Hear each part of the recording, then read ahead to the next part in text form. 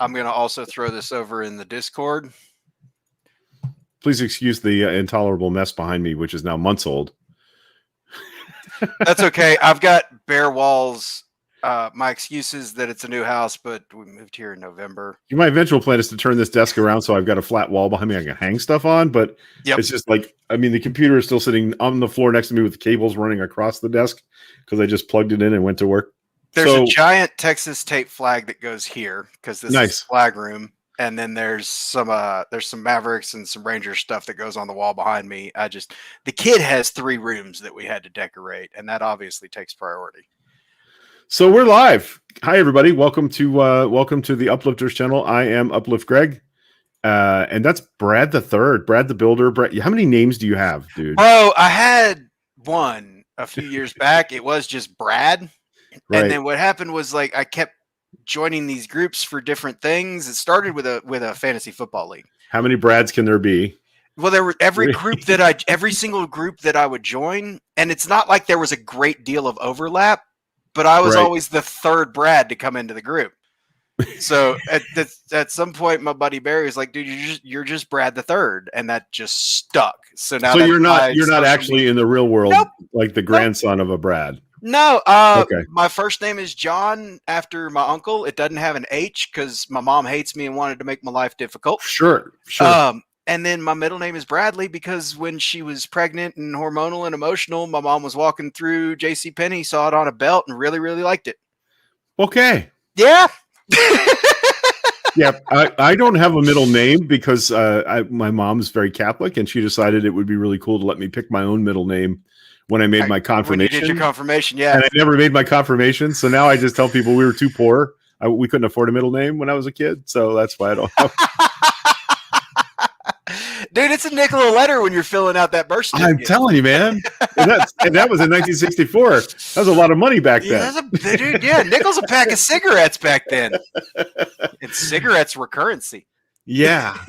All right. So a lot is happening today. In case you were not paying attention, the official Rail unboxing was supposed to start at 5:00 tonight, but Corey said the team checked in with him and said everything was go. So you can now, right now, run, don't walk to your Rail key NFTs and unbox them, and you can actually, with that done, you will be whitelisted as long as you have linked your Atomic, your Wax wallet and your Minecraft account. Can get in the world and do stuff, and you will begin accruing rewards. I noticed last night I started getting reward messages. Every time I moved 1,000 blocks, I got a little message. Then they made it every 10 blocks, and that was annoying because we were moving around a lot, and it was you couldn't even see the screen for all the messages. So they're pre-alpha, pretty much early beta, late alpha, early beta. So there's a lot of stuff in the game that's going to be tricky and weird and not working quite perfectly. But you have a chance now to unpack your Rail and get in there today. But I have land keys. Sorry about your luck. Today is Rail Key Day. When is the land key day going to be? We don't know yet. That hasn't been announced.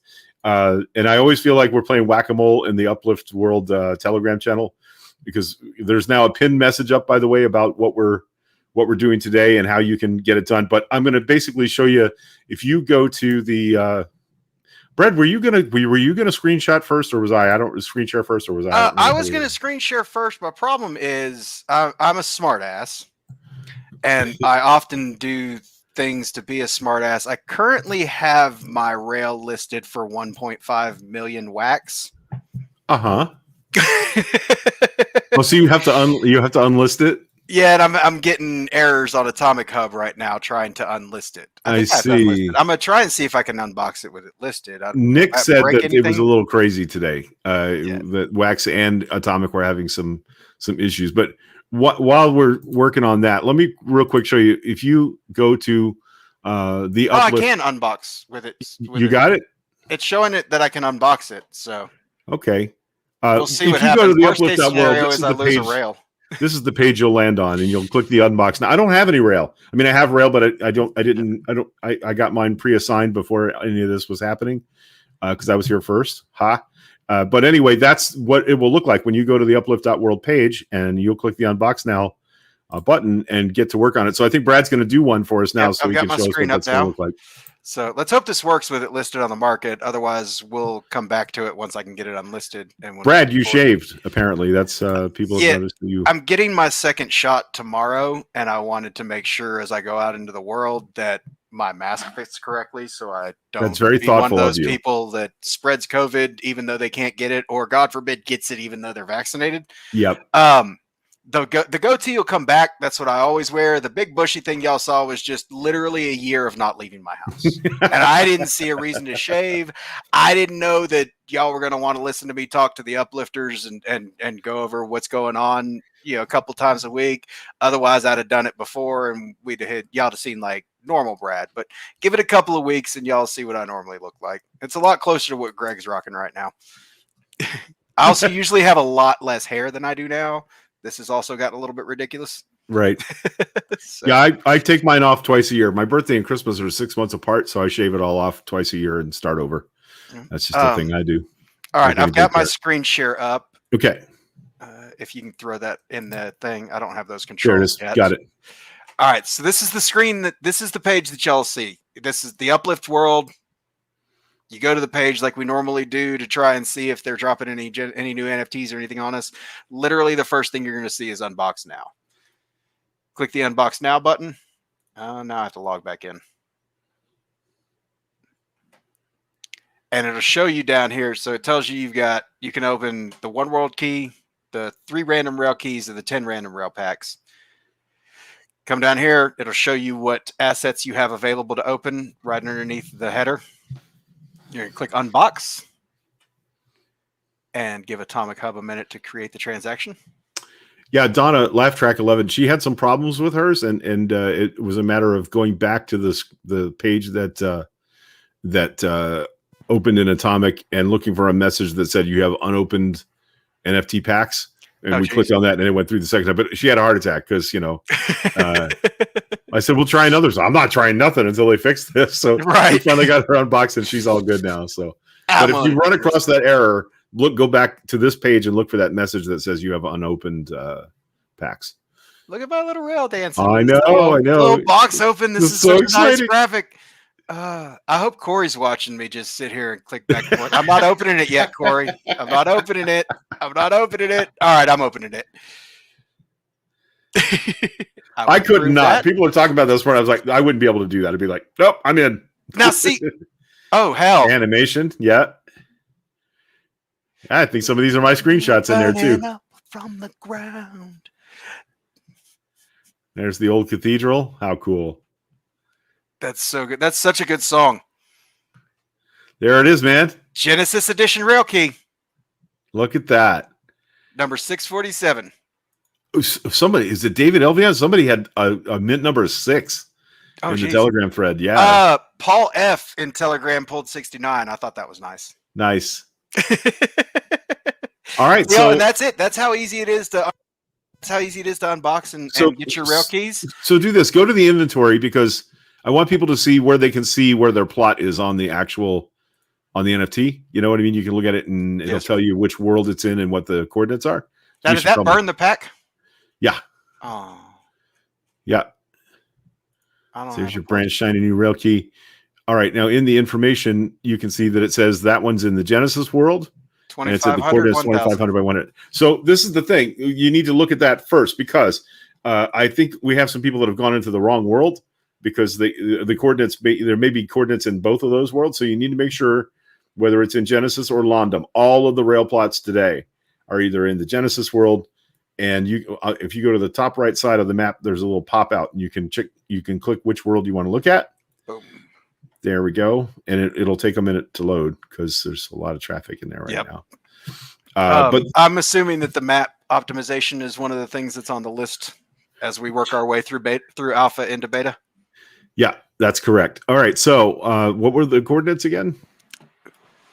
2500, 1000. So if you look at the top left as he moves his mouse around or moves his cursor around, you can see the coordinates changing in that little gray box on the top left of the map panel. And so that's how you are going to find it. You're gonna scan those until you get to where the plot is. And I'm going to be on this east to west line here. Yep. just a little bit off the intersection.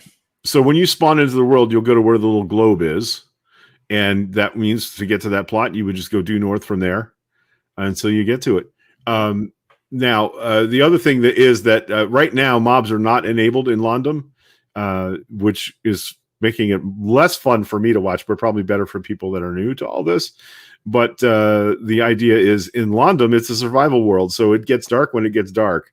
And if you're traveling in the dark, there will be mobs. And if you don't yet have any tools or shelter, that could be a problem. But that's the challenge of playing in a survival world. I put a really cool shelter with lots of tools and stuff in it at the spawn, but apparently nobody can open the chest. So it's sort of a sick joke rather than a helpful thing.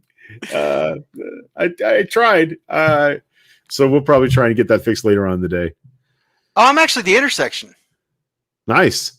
You got the intersection. Oh, see, intersections are fire. Yeah, and you got an intersection between. This is I Demetrius. don't recognize them. Is it? Okay. There. He's on it. Let me see. I think that's his plot. No, that's not Discordia. That's that's Dr. Unani and Sub-Zero Kelvin. I'm checking now. Yeah, that well, Discordia is the one to your right over here. This one. Yeah, that's the Discordia one, and Sub-Zero Kelvin. Boy, that's a good spot. I think Corey got one right between Crown and Bozak. So these east-west lines between cool things to see are going to be good spots. Nice. And like one of the things that has been interesting to listen to is people trying to strategize with not complete information. And I have to tell you, we don't have complete information. Corey calls this kind of jumping out of an airplane and building a parachute on your way down. He's not wrong. But people that were saying, well, I just won't. Why would I travel across the rails? Well, you're going to get more rewards for traveling along the rail plots than you do for traveling overland. But you're free to move about the country all you want. You just can't. You can't change anything on someone else's plot. Right. So why would you bother trying to meander your way through forest and across rivers when we have a public transportation system set up? You literally just grab a mine cart, plop it down, and off you go. Yep. The other part is going to be the other thing is the rail sections do not all connect properly, so we're going to count on the players themselves to to fill blocks in and make them look pretty and do what they got to do. Also, as long as you don't impede rail or foot traffic between them, I'm not going to fill in your gaps. I'm going to build a shop in the gap.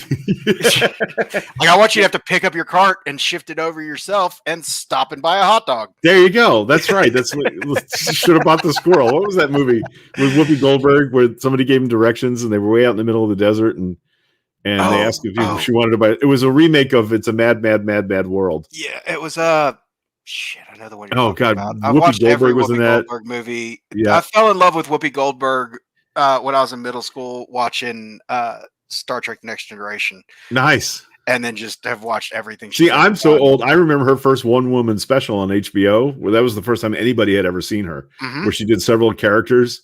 Yep. And that was fun stuff. Yeah, I've gone back and watched that multiple times. I've gone through her entire catalog. She's just a comedic genius. So anyway, should have bought the squirrel. Buy a hot dog so you don't get to fall in the crack between the rail plots. But that's like one of the things that Corey and I disagreed about was I thought we needed sort of a, we must have a system for orderly rail usage. And he's like, nope, less rules is good. Let people work it out for themselves. And that's going to be fun. However, you're going to need some redstone and some gold to make redstone rail sections. Genesis is creative though, so that's not hard to get. That's true. It's going to be a little more tricky in London and the other now, survival servers. One thing that I had asked the other day, and that the answer wasn't clear, and you might have one by now, and if you don't, it is what it is. London is survival. Yes. Gratitude is survival. Chicken Caw is survival. Yes. Will you be able to carry mats in between these maps? So like if Chicken Caw goes live, I hit a LeBron 23 in the Top Shot legendary drop today, and I just spend all that and buy up all the Chicken Caw rails. Right. Can I then bring stuff from my plot over in Gratitude to help me get that thing moving? We were told initially that's how it was going to work. It's not working that way currently. And I don't know if that was a permanent change or it's a temporary thing. Like if you've ever played around in well, you played World of Warcraft, so you know about mods, So right? much. Yep. There's a lot of little configurables in each plugin that you utilize, and some of them override other ones, like Lucky Perms or World Edit overrides the configurations that are in the base game. So it may be a thing where somebody has just not checked the right box to make that happen. But our understanding was you would be able to move materials from one survival world to another. And that would be good economically, right? Because that we just like that idea. We don't want to be insular in Chicken Ka, right? We want to be trading with others as well as the people that have land in our sphere. Right. But for now, that's not working. So when you move from one to the other, you leave your inventory behind. And I'm sure they're going to find out eventually that's like you said, it's a setting on one mod that disabled another. I used to get so frustrated because I would have to. When I was playing Warcraft, we would go in, we would run a raid, we would finish the raid, and then most everybody would just zone straight to the auction house to dump whatever they could. Meanwhile, I'm having to log out, rename my raiding mods folder to something that Warcraft wouldn't find, and then bring my auction house and economical mods folder back in, because for some reason the API calls it called the auction house, and my DPS meters that tracked and made sure that I was in the correct rotation on what I was casting would just break each other. Right. For no reason. Like they're both calling to completely different areas of the database, but for some reason they're just going to step all over each other and break it. Yep. And like when there was only 8 of us in this server, we plugged in something and it didn't work. We're like, oh shit, sorry. But now, like every decision means dozens of players are going to get affected, so we're a little more careful about that. Right. And eventually it'll be hundreds, and then thousands, and then 126 million as everybody that's ever played Minecraft finds the uplift. Right. I'd like it eventually to be a thing where each server can decide which plugins they want to utilize, like by vote. If we get a lot of action in Chicken Ka to have a tree cutter program or a tombstone program where your inventory gets stored under a tombstone where you died and you can just go get it back out. That'd be, I'd like people to be able to vote on that, but I don't know how that's going to work. As far as we're going to have to have a server operator for each world, essentially, at least basically, one.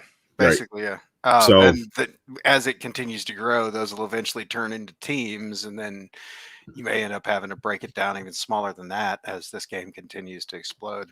Yep. All right. So do we want to get in game and show people what's what? Let's let me turn my screen off here and go ahead and pull it up. And so what Greg and I are going to be doing here most weeks, obviously anytime that there's a drop that coincides with any of the streams that I'll be hosting on the channel here, I will be opening all of my packs live. All of my packs will be open live. Corey, I'm not going to sit on them forever. I may buy a couple of extras. What is he thinking? Just to keep you itchy. Was that making I told him Friday that when the land comes out, since it's Genesis, I wasn't going to open the packs because all my lands right now are creative. Right. But like I said, once it comes down and we figure out how it's going to be distributed, we'll do this live on stream every time.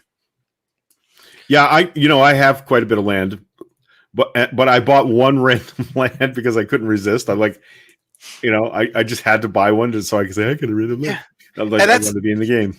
That's kind of where I'm at. Full disclosure, y'all, the community that my partner Mufasa and I run on Discord is the TopShotJungle. We just basically gather information and share the knowledge that we come across for things all over the NFT and metaverse spaces with anybody that wants to come in and try to learn. And we were fortunate enough to receive one of the gratitude land grants. So I already had a rail and 2 lands. I've since swapped one of the lands for some one-on-one training on how to make an NFT. And I just opened the rail, and I have the other land just waiting for the next drop or however that's going to work out so we can do it live here on the stream. Nice. So, but I kind of put a little hold on buying anything new once I was given a 250 to a side square to develop for the good of the community. I was like, well, I don't really have much time to do anything else right now. That's what we're finding, because right now we got, Chicken Ka as a region is 5,000 by 5,000. Right. The city itself is 3 by 3,000. We got the plot in Gratitude for the embassy. For the embassy, yeah. And I'm building for Crownlandia, right? I'm building out Lisa's whole dream for Crownlandia along our eastern border or western border. So I'm busy. I've been building a lot. I've been doing a lot of Minecraft building lately. And just for anybody watching, if we have, so we're authorized. My associate Mufasa and I were obviously whitelisted to get out and get started on the plot. We're allowed to have 2 outside builders to come in and help. One of our members is gangbusters at Minecraft and has joined us to help. I still have 1 spot open. So if you guys want to shoot me some DMs on Telegram or on the Discord or on Twitter, or on Instagram, I just won't see them on Instagram because I don't know how that platform works. But shoot me some DMs. Let me know why you think you'd be a good fit for our community, and what you could bring to the table as far as getting our plot developed for something that would benefit everybody that zones into this game. Right. So Ilrith is your builder, is that right? Yes, sir. Nice. Okay. So some of them I whitelist, some of them Corey, or so there's 4 or 5 of us that have whitelisting ability. So I don't get to know everybody. Like sometimes I don't know who's who at the zoo, and it's a little fair enough. But like I said, building a parachute on the way down to the ground is kind of how we decided to do all this. So, am I getting in game, or are you getting in game? What are we? You're doing? getting in game. Okay. Yeah. I have, y'all. Full disclosure, I had to get Greg come over and build me an auto farm because I have literally no idea what I'm doing. Okay. So let me. I'm going to teleport over to where we're going to go to Genesis, right? Because that's where your rail pod is. So let me. Yep. But where I'm starting, this is the Chicken Ka Embassy plot in. Hang on. Yeah.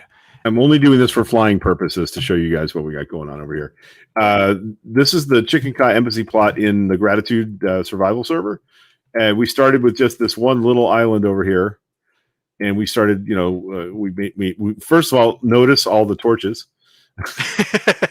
So real quick, y'all, if your plot is in survival and you're new to Minecraft, light is going to be very, very important for you. Light keeps the bad things in the dark. This guy's been running around on our plot for 2 days. I don't even know why.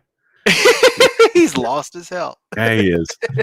So anyway, we started a little mine here so we could get some resources out. What we did, we took dirt from everywhere else underground and brought it to the surface, and we've made floating platforms because our plot, as you can see, is like 4 tiny islands, and the rest of it is all water. Somebody's built something over here now. That's got to be Russ. Russ was in here last night. I'm going to ask you a question right off the jump before you even reach into your inventory for a shovel. Okay. You have coordinates just running on your screen at all times. And I have I know what my feet per second is. But now how do you get the coordinates to show up all the time? Oh, F3. Like I have to hit F3. I did hit F3. Yeah. Now I'm talking about right now. I see you have your C, your E. But that's not. Oh, that's okay. That's your resources usage. Never mind. Yeah, I thought you were just constantly streaming stats. coordinates up there. There is a plugin for that, like a texture pack or what do they call resource pack plugin that you can get for that. That doesn't affect the server, so you can put that on user side. That will do that for you. But yeah, I still use the F3 key. For those that haven't been a lot of time in the game, on the left side of the screen here, you can see there's XYZ coordinates listed. Shows exactly where you are in the map. It shows you which direction you're facing, which is important, right?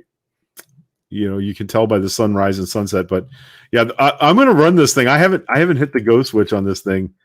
These are Redstone automated farms that basically harvest your crops by flooding them. So I'm going to do the big one over here. I haven't done this yet, but essentially, it's all carrots, potatoes, beets, and I think that's all that's in this one. But I'm going to show you. We're going to see how much this harvests. But this is like this is what you need to start doing when you live in a survival world, because you got to eat, and you're going to want this stuff to trade with others. You're also going to want this stuff to trade with villagers. Some villager farmers take carrots and potatoes to give you emerald in return. You can trade those emeralds for other valuable things. Like so basically, redstone circuit, very simple. This is the simplest redstone machine there is. It will drop these trapdoors, and the water will flood out. And then when I hit the button again, the trapdoors will close, and the water will stop flowing. But this is how you harvest an automated farm in survival Minecraft. And we will, one of the segments that we do here in the coming weeks on Brunch for the Builders will be showing you guys how to put one of these together. So see it all go into the water trough. If you, not unlike myself, are just completely overwhelmed by what you just saw Greg do, just stay tuned. Oh, it's very slow. Idea on how to build this. It's very slow. And a lot of stuff is stuck. Yeah, it's going to take a while. It's going to take a while. But as y'all can see, that hopper up there on the top collects everything that the water just ran down. It deposits it into a chest. There's another hopper under that chest so that when the first one gets full, it'll deposit down into the second chest. Yep. And then Greg will just come in here and pull everything out of the chest, and off you go. Bob's your uncle. Hit the switch, gates close, field to dry again. They have to manually replant. There are farms that you can use villagers to automatically replant your farms. I don't have one of those yet. We don't have any villagers.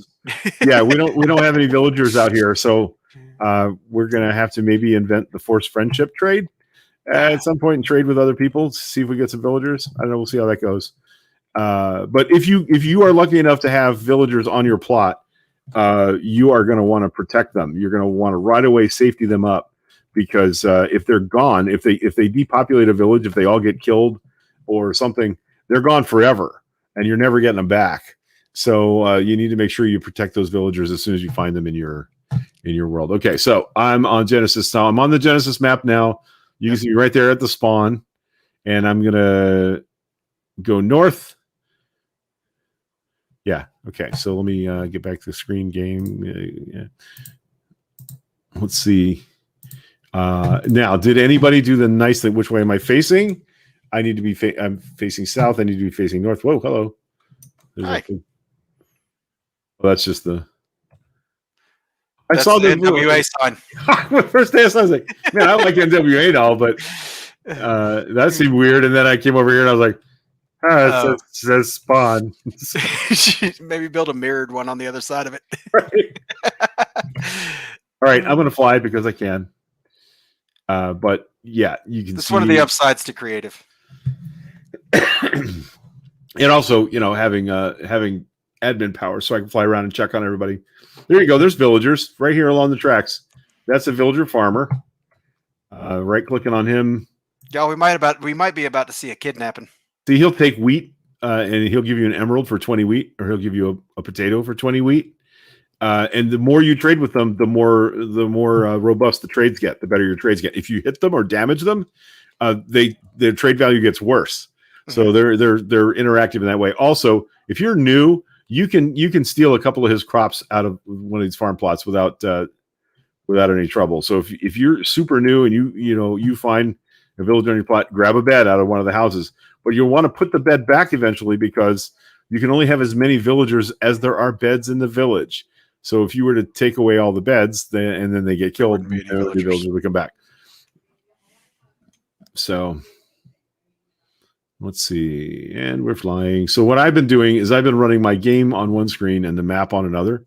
So basically I can see my progress as I fly along in the world.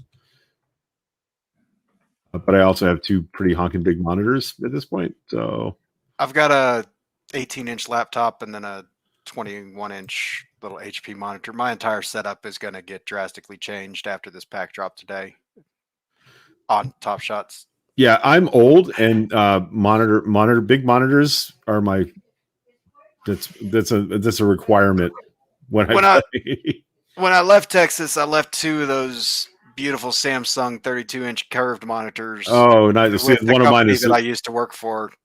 Yeah, one of mine is one of those, and I have a 27-inch flat. So I'm jealous of all your real estate, not just in game, on your screens as well. All right, let's see. That's a nifty mountain. All right, so we're going to get up to this next intersection and hang a right. We left a lot of stuff when we put these rail plots in. We didn't do a lot of. Oh no! Don't even hang a right. That intersection, once you get there, the intersection itself. Okay. Yes, sir. Nice. Yeah, I got that corner spot. I think you passed it. Did I miss it? Yep. Oh yeah, it wasn't cut. Okay. I'm watching you on the map. Oh, there it is. There it is. Okay. So yeah, this is Brad's plot right here. I'm going to blow my screen up so I can see a little bigger now that we know where we are. Is that a Yeah, oh, sheep? you get a sheep right there on your plot. Look at that. Do I have any? Nice. See, I'm in creative mode. I could box that sheep in for you. Probably shouldn't. Just don't impede the rails. Well, no, this is a creative server. I can do what I want. Yeah, you can do anything you want. Fence, and fence gate. Let's see. Why not? Wait, come back. Come back. No, don't go climb. away.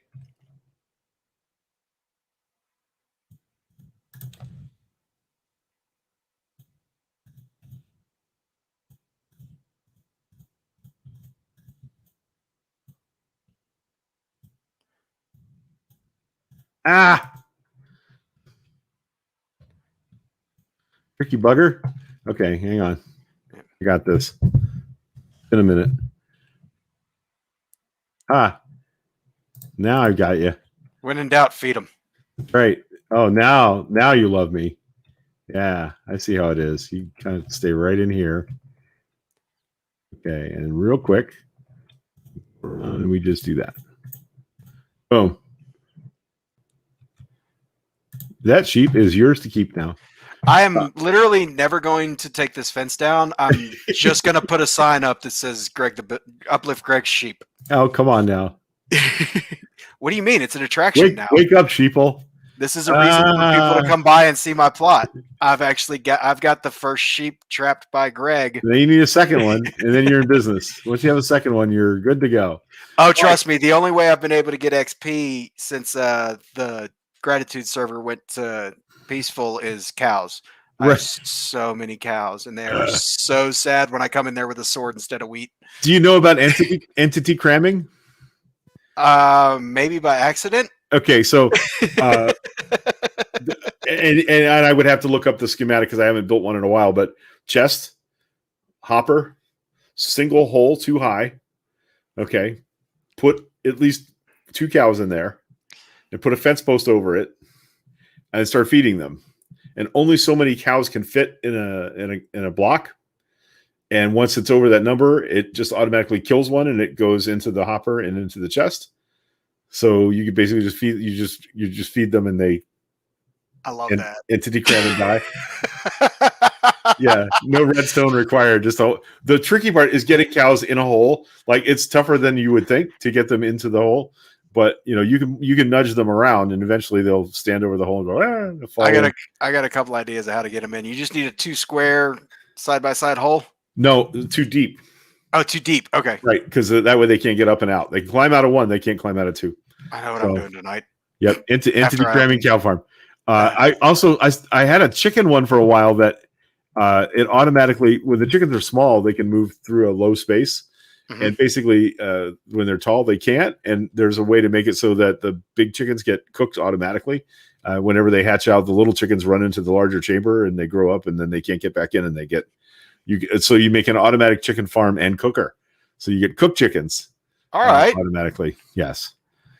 Lots of I honestly, that's my favorite part of this game, is all the crazy little inventions and things you can do. So okay, yeah, this is Brad's 50 by 50. So everything between, this is interesting because you have a little leeway, right? There's a little extra space beyond the rail itself, and I would assume this flat side is where it is. So anything that's under here is yours, right? I don't see any wood, but I see some sandstone and some granite, and oh look, there's a llama right underneath the. Anders. Found your friend. Come get him off my lawn. There's 2 llamas. There's 2 of them, and they're trapped in here because of the height. That's awesome. So that's hey, let's pretend Corey is here. Yeah, so that's not the worst thing, having 2 llamas. Oh, they're not really trapped. They're just stupid because they're llamas. Tell you what, they're about to be really trapped. They're trapped now.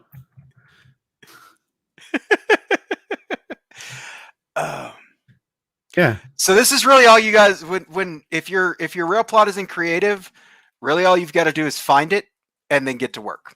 That's it. It's nice and simple if you got a creative plot.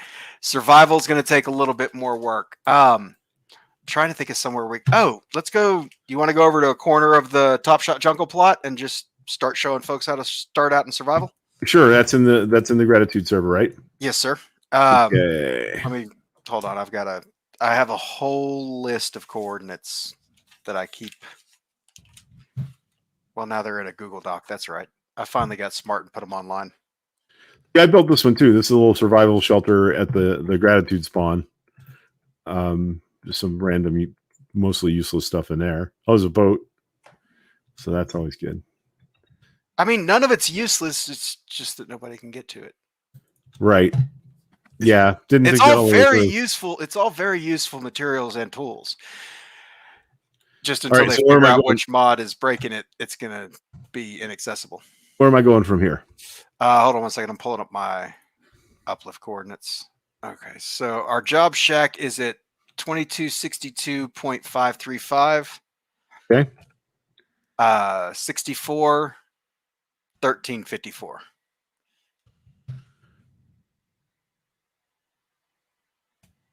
Nice. Some nice storage chest action going on there. Yep, we got the double burners for the And I can't stress this enough. Like when I play alone in a Minecraft world, or when we played it in this world at first, and we had the whole world to ourselves. We would throw dirt in lava, like we would burn it up because we wouldn't want to carry it up out of the ground. See, I'm looking at it this way. We'll never do that. Like in this world, your plot is finite, and you will eventually run out of stuff to mine. Even things like cobblestone. Yep. So. And even if you think that you have all the dirt and rock you need, even if you're on top of a mountain or you're like me and you're in this beautiful, Mediterranean plot with all the dirt and stone you think you could ever need, there is going to be an economy in game. Yes. Materials on the survival servers are going to have real world actual fiscal value. So just bank all of your dirt, bank all of your stone. If it's not worth something to you, like when Greg first zoned in on the Chicken Caw Embassy, if he wasn't an admin and that island needs to be expanded. Right. I have 8 chests full of dirt, stacks and stacks and stacks and stacks and stacks upon stacks of dirt. So somebody trying to build out an island, like it doesn't have value to me, but to them, it's one of the most important things that they could get access to right out of the gate. You guys did a good job here. I think this is the BSL shaders. I changed them back and forth because some things are better for water, some are better for sky. Right. And so I've been going back and forth when I'm taking still shots and then forgetting to change back to.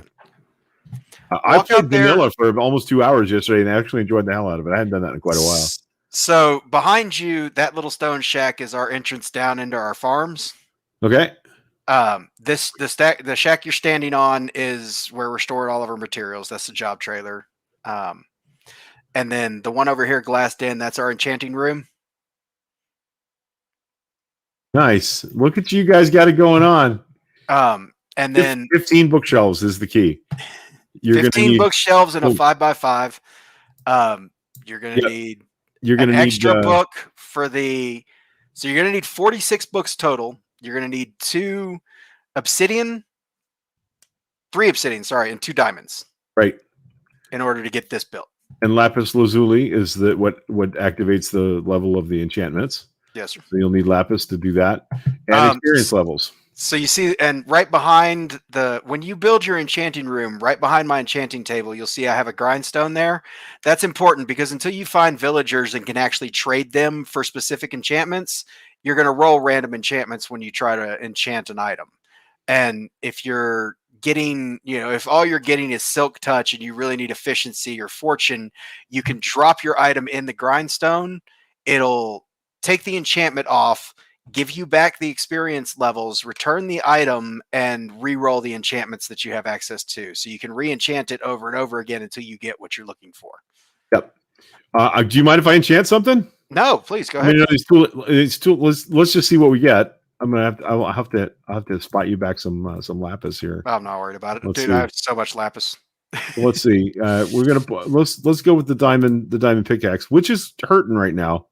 What I'm hoping for is a mending, but it doesn't always go that way. Unbreaking 3, that's pretty good. That'll help it wear out slower. Mm-hmm. The problem is you can repair these but then you can't, when you repair them, they're not enchanted anymore. So you de-enchant them if you them. right. Okay. Efficiency 2, efficiency. Now let's So see what here, else we have. put him back in there. Go ahead and show him what I was talking about earlier. Go ahead and roll that. Roll one of the enchantments on there, and then throw it in the grindstone and take it off, and Right. re-roll our options. Let's do the efficiency 2 one. And sorry, guys, we got a little bit further ahead than we had initially intended. We will step back to the basics here in a minute. We just had an opportunity to show you guys a really important game mechanic here. So that de-enchanted it. And gave you back the now you do not get the lapis spec, but you do get your experience back. Yeah, not all of it, but most of it. I think I was at 39 there before. Yeah, so I think it's half a level. So now we'll try a different tool because I have an iron enchanted pickaxe that is like the bomb, and the more stuff you see, that's not bad. Unbreaking 3. Yeah, let's do that. We'll keep that one. Anyway, I had a mending iron pickaxe that lasts forever because anytime I'm breaking up ore, I would switch to that one and it would build up any wear and tear that it took. So that's always pretty handy. So anyway, enchanting table. That's a little further ahead than what we were going to talk about today. But you go back in there for me real quick, though, before you wander up. Oh, I stole your lapis. No. Keep the lapis in there. I want you to throw the diamond pickaxe in there and show them that your enchanting options changed after you. Oh yeah. That makes sense. So now, see, we went in there, we disenchanted it, now it re-rolls. We got unbreaking again. What did we get on the other two? We got efficiency and unbreaking 1. So before we had all three we had unbreaking 1, unbreaking 2, unbreaking 3, and efficiency 1. Right. And you see the second level re-rolled back to efficiency 2, and now you have the option to do the 2 unbreakings. You know what, Ilrith, you're correct. I got mending from I caught it fishing. I caught the mending book fishing. By the way, fishing is the most overpowered bonus mechanic in this entire game. You catch tools, you'll catch fish, you'll catch enchantments, you'll catch enchanted fishing rods, and all sorts of cool stuff. So fishing, and you can make it. You need 1 square of water to fish. You don't have to have a lake. Basically, any standing water, if you throw the hook in there, you will catch stuff. So that's worth knowing. All right, so let's. So if you want to come out of there and just head over to the east a bit. One last thing about this I was going to say was you make yourself 5 wooden pickaxes, right? And burn enchantments, or you can check out what enchantments are there, and then you're not wasting enchantments on really expensive, valuable stuff, kind of thing. Does that make sense? All right, where am I going from here? Go out the gate in front of the enchanting room. So the door you just came out of from the enchanting room is where we put the gate to get out of the fence. You know what I've been doing with these? Watch this. Now we know where the gate is. Oh, I didn't know I could do that. Oh, or make it from a different material so you can see the contrast between the two. Right. Yeah. Okay, which way are we going? Go the direction facing. Head out east. You'll pass by the aquarium. So this aquarium is going to be our entrance down into the ravine on the other side of the Gratitude Monument. Nice. So go over to the other side of the Gratitude Monument real quick. We'll show that off. If you keep heading towards this entire mountain is coming I heard down. you talking about this. This entire mountain is coming down, and this is going to be the floor of our main hall. Beautiful. So our biggest feature on here is going to have this glass floor looking down into the ravine. And the reason we're doing that is because we're planning ahead for AR and VR. We want people coming in here to have a little bit of an experience. Yeah. Nice.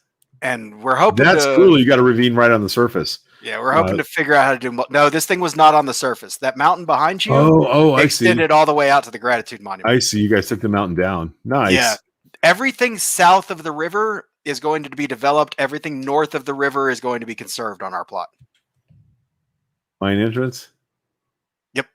Yeah, this is the first. This is the first way I got down into the ravine, and there's a couple of other mines that are leading down into it now. That'll get covered up, and that aquarium is going to become the primary entrance down into the ravine. Right. And we're going to do some stuff down in there as well. Like that'll probably be where we feature like the horror cards and different stuff like that.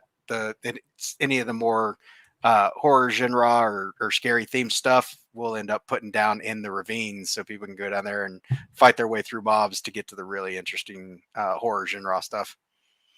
Nice. That's what we're trying to do, is set up a place where people can come and gather information about different projects in the NFT space. Beautiful. And we're going to theme the buildings that house the information to the NFT that they're teaching about. So for Zed Run horses, for example, we're going to have an actual horse track where people can come and race Minecraft horses and then go into the building, and we'll have links and information for Zed Run horses all over the place. Nice. NBA Top Shot, we're working on putting together a working basketball court where y'all can come out and play some 3-on-3 and then go in and hopefully grab a legendary pack drop. Whatever. Look at them cows. We got really ambitious when we realized that really the only thing that's stopping you from doing something in Minecraft is figuring out how to do it. Right. Nice. Yeah, that's my XP farm right now until we can get our spider spawners up and running. Right. They're on. so friendly. They're like edible dogs.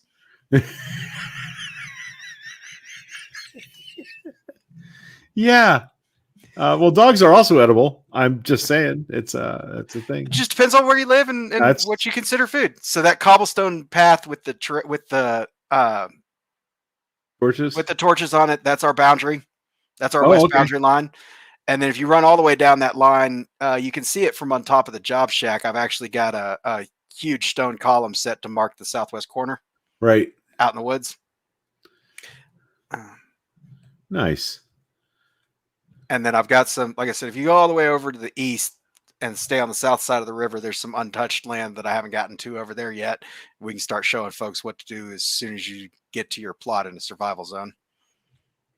Because the thing is, when y'all get here, you're just a babe in the woods. It's like birthday. You're gonna be naked and afraid. Oops, stay on the other side of the river. You're getting into my conservation zone. Oh, sorry. Yeah. Well, see, now I've got the reward message. I've moved 2,000 blocks in the gratitude world. Nice. TopShotJungle appreciate you. Yeah.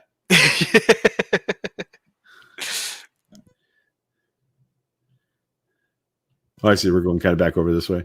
Yes, sir. Yeah. And you'll see there's a line. I cut those are creepers. Yep. So this right here, I'm going to cut this probably 3 to 5 wide. There's a little pond back here and the river there. I'm going to connect the two of them and then put a glass walkway over it, kind of like an aqueduct kind of situation. Right on. And that'll this is nice, man. That'll be underneath there. We'll actually incorporate that into the boat races. Fantastic. Yeah. Sue Gentry, she's made a regatta boat race where it's funny because it's not just a boat race. You have to stop and do different things. Mm-hmm. And one of them is you have to make a banner. And I'm like, oh, I'm the king of Minecraft in this group.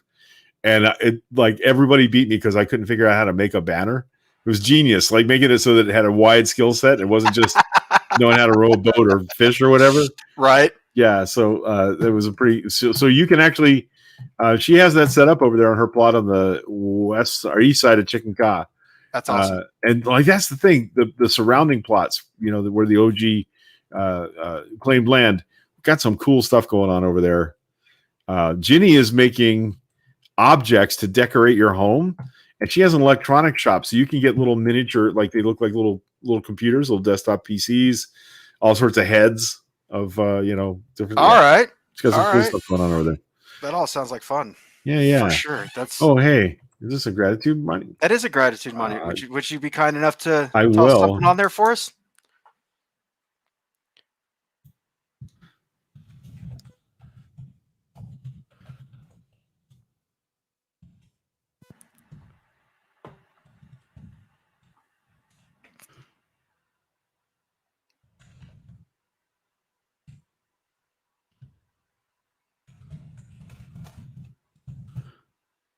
There you go. Y'all really make me uncomfortable sometimes. Y'all know that, right? Oh, that's we had a meeting, and we were gosh, guys, how can we make Brad really, really uncomfortable? Let's just keep saying good things about him. That was what we landed on. It's funny that worked, but yeah, that was the best we could do. I will say this. One of the things I really appreciate about the NFT space is that it's the easiest way and the fastest way that I've found to be able to contribute to the projects that I'm enjoying so much and I'm getting passionate about is literally just to be someone who disseminates information about them. Right. And right. but at the same time, I'm the kind of person that always likes to be behind the scenes. I like to be more operations and less public relations. Sure. And so Well, we've kind of ruined that for you. well, I've found it's caused me to get out of my comfort zone and start to get more comfortable with being in situations that I would have never put myself in before. And it's really awesome that you guys have been able to put together an environment and a community that drives people to do things like that, to learn new things and get outside of their comfort zones and really build an awareness of what the world is going to look like in 20 years, what our Right. kids are going to be doing for leisure, entertainment, and education. And it's Right. all going to be in places like the Uplift, like everything that doesn't require you to be out producing in the physical world is going to more and more take place in metaverses And as some of us, technology like, progresses. listen, we the 6 of us, or the 7 of us, the Chicken Cost 7, we didn't show up here thinking we were going to be making money or even possibly making a living at this, but that's insight for us now. Like, so I think, the pandemic killed 500,000 Americans, and I don't ever want us to think that it would have to be a really big silver lining. Okay. But a lot of us got used to being at home, Right. and trying to generate income and scrounge from home. Like Corey was playing guitar gigs with a tip jar on live stream, because there was no way for him to go out and play guitar. And so a lot of my friends started finding innovative ways to provide what they could when they could. And I think that we're going to see really innovative ways for people to make a living doing exactly this. We're filing an LLC, and we're going to be a digital real estate LLC. Yeah. And 6 months ago, that wasn't even a thing that any of us even thought about. I mean, it did exist because they were doing it on some other metaverse platforms, but because we had a Minecraft server in hand, we just turned the switch, and it was all Corey's thinking. Corey kept telling us, "Oh, this and that." Like, okay, Corey, because he's the crypto guy, and the rest of us, like, we struggle to get wallets that work correctly. I minted an NFT yesterday. Nice. The first one. Yeah. I had so in our Top Shot Discord, it's a lot different than most other Top Shot Discords. Every once in a while, and it's been about once a week for the past few weeks, a member will just pop in and be like, "Hey, I'm going to gift a moment to the first person that gives me their Top Shot handle and pays it forward." And these Starbucks drive-through, pay for the order behind you gifting chains will just erupt and go on for an hour. Right. Top Shot put some gifting restrictions in place, and there were only a few moments that I had that were eligible to gift out the last time it broke out. So, and we've got a story that I tell pretty often on there regarding the first moment that I purchased and why it was a terrible buy. But that was one of the moments that was available for gifting. So I sent that to one of the guys that was just going above and beyond with shipping out moments during the chain. Right. And then I minted an NFT of the transfer confirmation. I made 3 of it. I've got one for me, one for him, and I'm going to figure out a way to give one away to somebody in the server that wants to hold on to it. Because the thing is never going to have any actual intrinsic value. It's always going to be just, "Oh yeah, I was here when this happened." But it's really cool that I'm in a place now that where if something that look at that I want to remember happens, I can immortalize it on the blockchain forever. Right. And it's so freaking easy on Wax. Yeah. It took me like a half an hour to learn how to do it, and then 5 minutes to actually do it. I've got a few, and I had one I was going to do as a giveaway on the open house day, but I just couldn't get it done in time. There are 5 or 6 tributes to Carl Sagan around the Uplift world, and I minted a 10. It's Carl Sagan, and it's a quote from Carl Sagan that's good. It's predictive of something that's going to happen in the future here in the Uplift world, and I wanted to make it like a scavenger hunt just for Carl Sagan things. Mm-hmm. And I didn't get it done in time, so I'm going to be looking for an opportunity. But that was my first. I minted a few where I forgot to make a mint number, and that part of it. Right. So I have like an island of misfit toys where I started and didn't get them right. But I actually minting them is super, super easy. But like it reminds me of like the beginning of the internet age and the home PC age when I realized one day I was at a friend's house and he had a paper up on his Mac screen, his Apple IIc screen, and he says, "Yeah, I don't like the font for this," and he just like highlighted the whole document and changed the font. And it was like, oh, That's like crazy. what? So I had a moment where I was like, man, every man can be a publisher now. And that's true. But how do you get above the noise floor? Like once everybody could publish, right? How do you break above that noise floor? And that's where I think that's what I'm loving to see is the people that are coming to the show with really super, super creative ideas.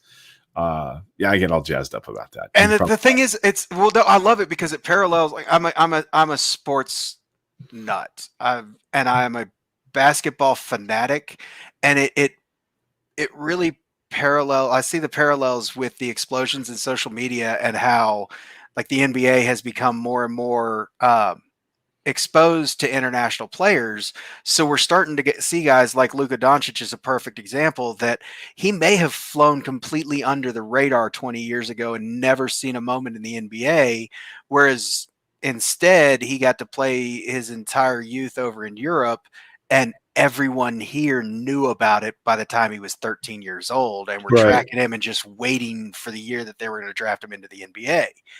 And I see the parallels in the art and the creative worlds with things like Uplift, NFTs being so easy to mint and get out there, is that the cream is obviously going to rise to the top. The more desirable artists are always going to be the more desirable artists, but we're going to start to see people that have real talent that were lacking exposure start to break out more often. We're going to be able to actually experience the creativity that we haven't even been able to see that is out there. And I really believe that we're going to see some impactful, earth-shattering, just world-changing artists that are going to be brought to the forefront because of the access coming from these spaces. Well, J-Bar, Jennifer Barrett. Yep. Like none of us had any idea. Please tell me we're not calling her Janksy. No. Okay. Like last night I had to think about that. I was like, she's not the Banksy, she's the J-Bar of the Uplift world. For sure. She is her own thing. And she's more of a collage artist. So I'd be more likely to call her Beck because Beck's dad was a famous collage artist. But anyway, that's what people just sold for $69 billion was a collage. Not million, not billion. Sorry, y'all. Million. But my point is, like, she's making money. She's actually getting paid to build builds in this world, and I have a feeling that's going to lead to other digital art products for her. Like I have the people that are paying attention to her now from the Uplift art world. I think she's going to get some opportunities outside of our little collective and do some bigger things, and I'm super excited for that. And that's like just with my little streams that I host here. Like it started out. Literally the first one, I think 10 people in the Discord popped in to listen to us, and all we did was talked about the features on the TopShot site. And then a week later, we've got one of the popular data analysts from Twitter in there. Then the week after that, we had Jason from the Hustle House. And next thing I know, like I'm all over. I'm hosting streams all over the place in the NFT space, and I'm just sitting here like, do I need to learn how to set up Twitch or something? Do I need to be thinking about monetizing this somehow? Yeah. And it's just crazy. Like there's Uplift Builder is a paid occupation right now. Yeah. There is someone in the Uplift Telegram that is building on a community plot already that has taken a commission, has earned actual American dollars, and is putting together a wait list. Yeah. For people to get in to be paid to build items on their plot, and has his own couple of plots that he's going to have to build out as well. Like this dude went from, I'm hanging out at home with shit all to do every single day to has a job that will pay him money to create art in Minecraft. Yeah. I think I might have been happening right now. I think I might have been the first person to get a contract with somebody to build in the Uplift world. Mm-hmm. Other than a temporary project, like I'm Crownlandia's official developer. I'm the Crownlandia development office, so their whole region, I get to plan out and build houses for people. She has some esoteric, as a good word, ideas for community development there. She doesn't want to charge people for land. She wants them to be able to come live there for free. Well, great, but what's paying for that economy, right? So also the other thing is the people that participate in the Crownlandia thing. I think about it like the first time there was ever a D&D game that you could see on your computer screen graphically what the dungeon looked like versus before that, when the DM had to describe things to you, and there was graph paper on a table. And so when she conceptualized Crownlandia, it never looks like your pictures. Crownlandia was totally fictional in her head, in their heads. Yep. And they, we need a donut shop, and we need a movie theater, and they hadn't ever had a way to express that in a 3D world. So my job then is to bring that idea into the 3D world. The problem is that more than half of the people that participate in Crownlandia, they don't have computers. Some of them live in Africa. Some of them live in Central America. They're very poor folks. So they're not going to have a way to get into the game to build for themselves. So she's kind of balancing this idea of helping them participate by we'll build something for them and we'll show them pictures of it. We'll probably mint some NFTs of them and give the people the ownership of their little place. But like, how does that, that's so at odds with the other kind of economics we've been talking about in the Uplift, that it's been kind of challenging to decide how to make it work, how all that's going to happen. Right. But I've built rail out to it now. And so we know where the town site is going to be for the first set of businesses. And that's, so lately she's been super, super busy, but we talk for an hour or two, and then I go in there and I build on some stuff, and hey, we need this here. We need a town hall. We need a welcome center. So that, like, they paid me. Crown and CSX bought the computer that I'm using now and are paying me monthly to be the Crown Development Office through June, and then we'll see if we want to continue or do something else. But awesome. So that started like the first week. Other people were coming into the community cluster. We started having that conversation, and it was like I was standing in my front yard. My landlord is my neighbor. And I'm standing at my front yard one day, sipping a glass of iced tea with this dumb grin on my face. He goes, "Hey man, things going okay?" I was like, "Yeah." He goes, "So what are you doing?" I was like, "I'm getting paid to play Minecraft." I can't even believe that's coming out of my mouth, but yes, that's a thing. So it's an adventure, and I'm excited to see more of that. The more people are in here, the more of that we're going to see. I was talking to my neighbor the other day, and her dad had been in town, and he had asked me about the Top Shot stuff. And so we'd had a little conversation about NFTs, and then week passed, I got into the Uplift. I got the land grant. I started working on this and was over there talking to him again. And he's like, "So how's your stuff going with your weird little gift buying thing?" And I was like, well, it's gotten a little bit more involved than that. I'm developing a plot of land in a Minecraft server that will provide me passive income for eternity. And he just shook his head and went inside. Yeah. Yeah, I have a hard time. It was one of those, I know what all those words mean until you put them together like that. And we had no vision. I think, like, when I mentioned this to Corey one day, I think when he started building the second cathedral, he went off by himself. He built we called it his Fortress of Solitude, his ice palace out in the middle of nowhere. And he started building the second cathedral. And I think in that moment is when he started thinking about how to bring people to it, because he pays a lot more attention to the crypto and NFT space than any of the rest of us. And like, he'll tell you that when he was walking in circles building that dome, because he built that by hand. He built that block by block. That's when it started to occur to him that this was too cool a place to just be just us, that it needed more people.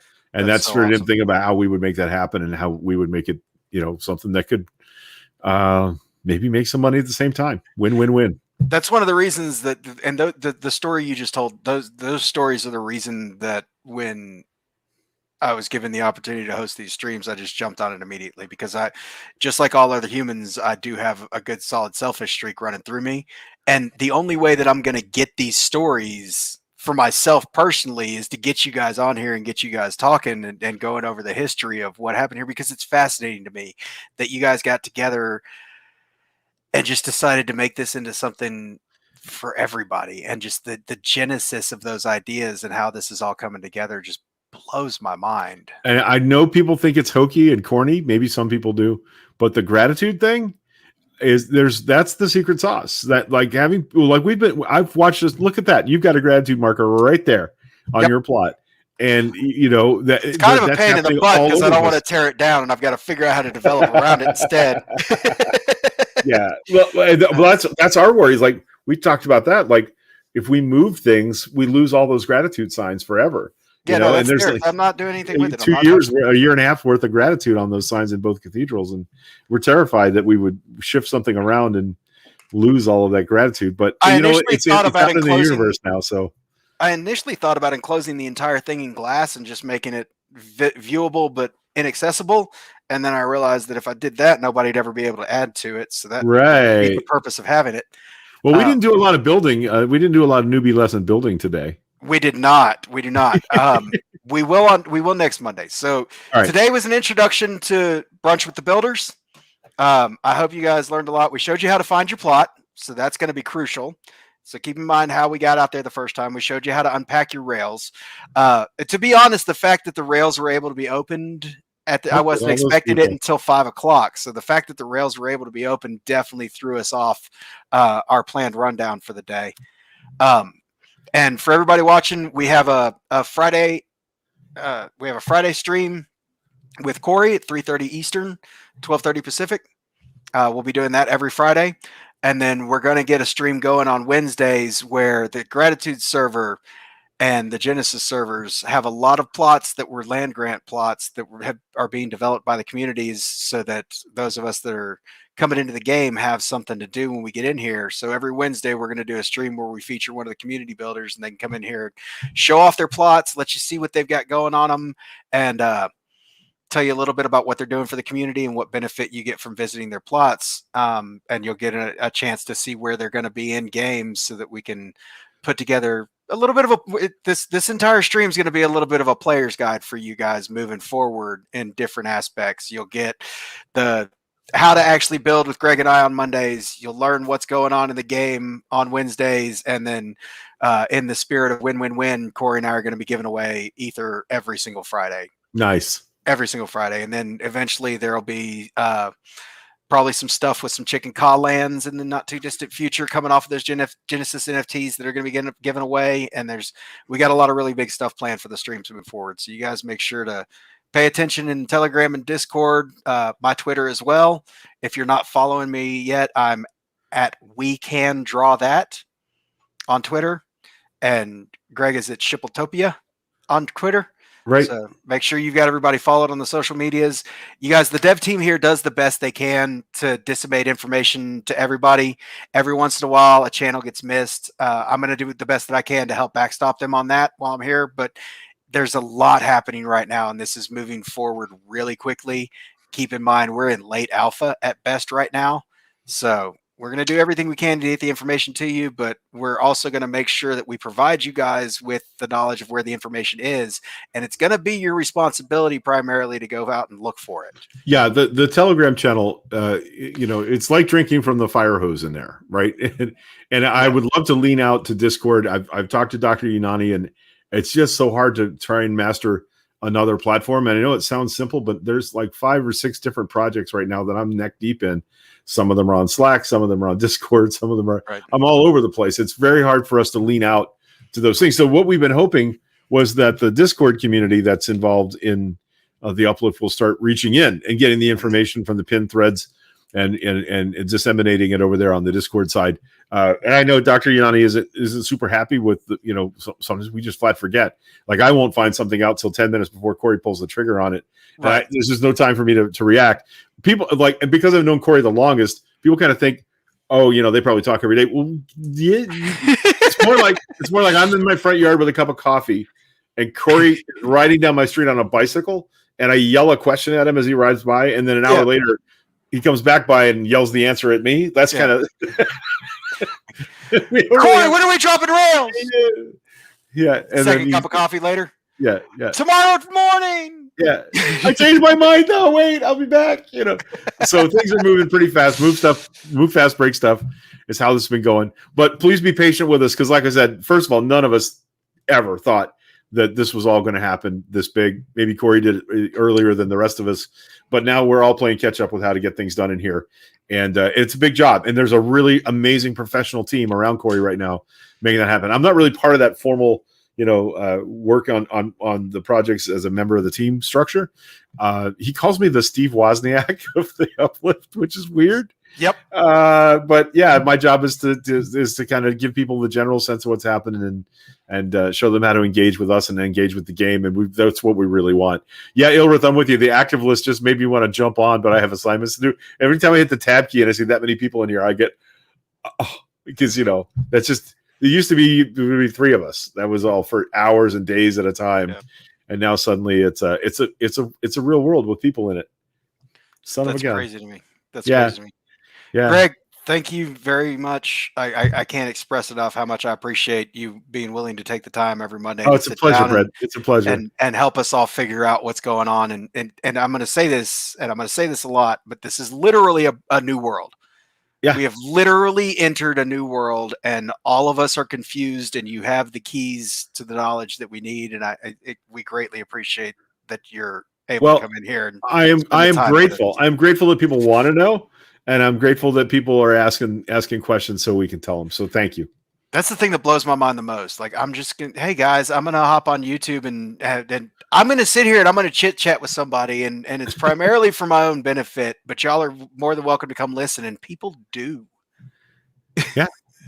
Yeah, it's a thing. Corey and I, 5 or 6 years now, we've been making shows together on different topics, and I'll get used to it eventually. But the fact that people want to tune in and chat with us when we stopped doing shows for a while, people would message us nonstop. Why aren't you doing shows anymore? We need you. And it's nice. That's a nice feeling. So I'm glad you're getting a taste of that. And I know, like, I never wanted to. I hate video.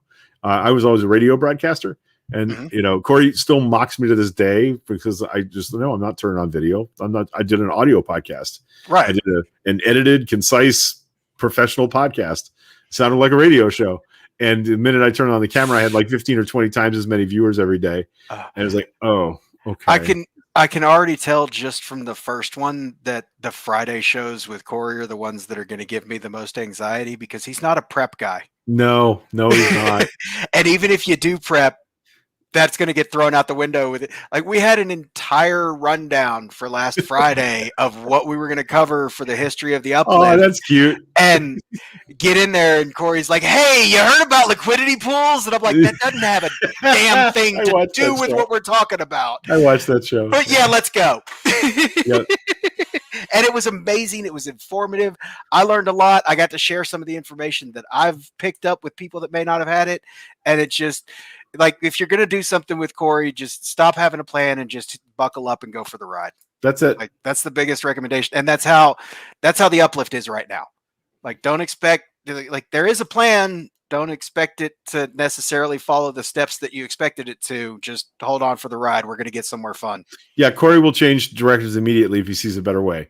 Yeah. That's, and philosophically with him, that's how his mind works. He'll say this to you: "I'm happy when people prove me wrong," and he means it. People say that all the time, but he means it. Yeah. If you come up with better data, better facts, he's like, "Okay, I'm in." Yeah, and he has no ego in that way. So I've worked really hard my entire life to maintain that attitude, and I'll tell you from experience, it's real easy to get lost from it real quick. It's real easy to get locked into, well, this is my idea, this is the way we're going to do it. Right. And the fact that the founder of the project here is someone whose attitude is the complete antithesis to that really speaks volumes to the potential of success for this type of project, because something like this, you have to be able to learn on the fly and have to be able to change directions in a heartbeat, because the logistics are just rapidly evolving so quickly. Yeah. The breaking up the world into different maps was the moment that we probably, with anybody else in the driver's seat, it would have failed. That would have been the day of potential failure. Right. But he hammered away at it until they found another way to do things. And all he initially the dev team was not excited about it. Yeah, he initially just wanted it to be one giant world where everybody could interact with everybody. And the rails were to connect those different regions in that big giant world. But the devs were like, "You can't do that." He's like, "Okay, well, I want you to tell me why you're saying no to," and he mentioned a dollar figure. Yeah. Like, so you need to find a way. If that's the goal, right? Then and they did. So, like I said, the fact that he's able to change his thinking that rapidly is why this is working. I personally am really glad that it worked out that way, because I would have been on a creative map if it hadn't, and I would have never learned the joys of survival nor the pains of the llama trap. We were having arguments about that. Like we turned off mobs one day because Corey didn't like them. And I've regretted that ever since, because it didn't develop him. There's ways to keep yourself safe. There's ways to do things that keep you safe from mobs, and he didn't want to take the time to learn those things. That's cool, but this change was good for everybody. So It was the Solomon and the baby kind of decision. King Solomon threatened to chop the baby in half. Yeah. Kind of decision. That's what got everybody's attention. And here we go. All right. Yeah, I'm going to go have some lunch, man. Have at it, man. Sadly, not having any Texas brisket today, but I'll find something good. I'm going to make a big old pot of gumbo this weekend. Nice. Nice. You still got cool weather out there? A little bit. They're talking about snow at the end of the week here. That being said, Saturday it was 70 and we spent all morning hiking. Nice. My sinuses, since we moved here through this winter to spring transition that's happening right now, right? My head constantly feels like it's just got a deflated balloon wrapped around it. But it's so beautiful out here, I'll suffer. Yeah, we had big storms yesterday, and now it's back up to 80 today. So summer's here. Yep. Damn it. Yep. Yeah, you get about a week and a half of spring, and then God, the humidity. I moved to British Columbia for 8 years. It was my happiest 8 years of my entire life. I tell you what, I'm going to be out in Tampa at the end of September, beginning of October. We're going to have to get everybody together and have a beer. Hell yeah. In fact, I'm going to Miami on the 21st and 22nd to visit with Corey. That's awesome. We're driving over to the East Coast because SpaceX is launching a crewed ISS mission, and then we're going to pop down to Miami and spend the night and visit with Babs and Corey. We haven't seen them except outside a car window waving at each other for a year. So we're looking forward to hanging out with them. Yeah, no, we're the second week, the beginning of the third week of September. We're dropping the dog off at a border. We're buckling the kid in the back of the car, and we're driving. We're stopping in Little Rock to visit in-law. We're stopping in Dallas for the A&M Arkansas game. We're going to Little Rock to visit my in-laws. We're going down to Shreveport, Louisiana, to visit my family. We're going to roll through LeCompte, Louisiana, to eat literally the best ham sandwich that exists on the face of the earth. Nice. We're going to go to New Orleans. We're going to hit Gulfport, do some gambling. We're going to roll down to Tampa to visit family. Hey, we're going to get down. I've got some good friends. I lived in West Palm for about a decade. Right. So we're going to roll down to South Florida. I've got some good friends down there. We're going to visit that haven't seen the kid in a year and a half. And then, hopefully we can get some get-togethers and we can all meet up while I'm out there. Well, 5 of the CK7 live within 10 miles of my house, right? The only 2 that don't live here are Jen and her husband, Russ. They live in Saskatchewan, up in Canada. But awesome. The other 5 of us are right here in Pasco County, just north of Tampa. So, we'll do that. My little sister's over in Lithia, and my mom's out in Riverview. Nice. Yeah. So, I know that area. We get out there pretty often. So. All right, Brad. So we're going to do this again Monday, right? Yes, sir. Same time, same channel. All right, thanks everybody for joining us, and Brad, we want to make sure you check out TopShotJungle, right? Check out Brad's other content, and I'm just wherever they ask me to show up and do stuff. So, and links to all the Discord are in the channel. There's a legendary pack for Top Shot today, so we will be doing a pack opening in the Discord, streaming, just hanging out, shooting the shit, seeing what everybody got out of their packs tonight. Sometime between 6:30 and 7 on the West Coast is when we'll be kicking that off. Beautiful. All right. And thank you everybody for your wonderful comments and for hanging out with us for the hour and 20 minutes we've done. And we'll see you next Monday. But I'm sure I'll see you before then. Love you guys. For sure. Thanks, Greg. Really appreciate it. Thanks everybody for stopping in. Hope we were informative for you.